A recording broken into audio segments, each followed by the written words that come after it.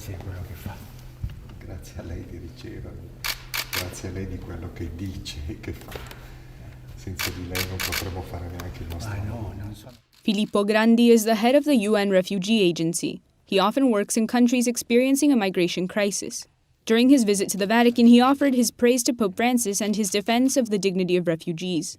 The UN Refugee Agency is in constant communication with the Migrants and Refugees section of the Holy See, established by the Pope.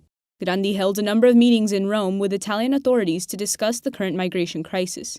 Italy is one of the main gateways to Europe for thousands of refugees from the Horn of Africa, the Middle East, and Libya. In Rome, he defended the work of NGOs that save refugees from drowning in the Mediterranean Sea, which some European officials accuse of promoting immigration.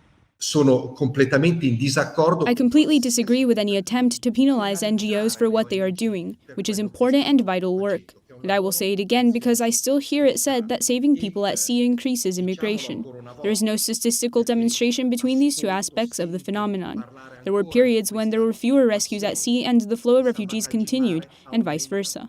He also recalled that no refugee should be detained or even punished for seeking a new life. In particular, he regrets the episodes of violence that some refugees have suffered in Europe. Siamo molto preoccupati dai respingimenti. We are very concerned about the rejections. I have already said it many times, the rejections at the borders of Europe, in Greece, Cyprus, Croatia, and other countries. It is unacceptable because some of these ways of rejections have been done in a brutal way. Refugees have seen physical violence.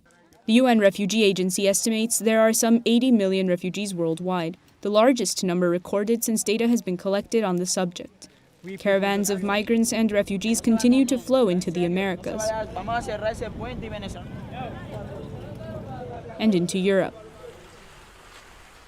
Not to mention the hundreds of conflicts in Africa that create waves of displaced people, or the persecutions suffered by minorities such as Rohingya Muslims in Myanmar. The Pope has repeatedly denounced these problems and supported refugees and persecuted people throughout the world.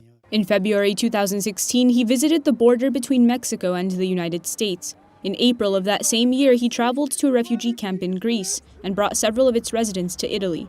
He then met with a group of Rohingya Muslims in Bangladesh in 2017.